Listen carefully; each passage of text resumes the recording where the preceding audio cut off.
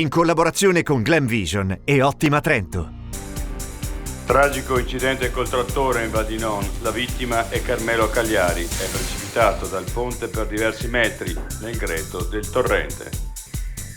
Più trattamenti fitosanitari, almeno una quindicina, e più patologie fungine. Gli effetti delle piogge record sull'agricoltura.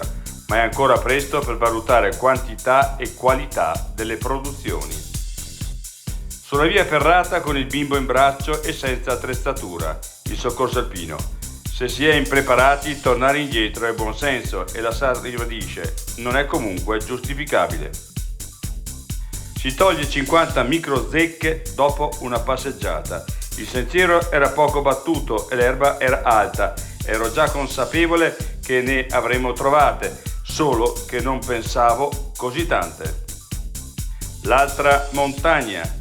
Ormai prosciugato anche uno dei laghi artificiali più grandi della Sicilia. Pronta una nave da 1 milione di litri d'acqua se la situazione dovesse farsi più grave. Ottima Trento, dal 1997, consulenza, ricerca e formazione. Il nostro impegno, la tua crescita costante. Ottimatrento.it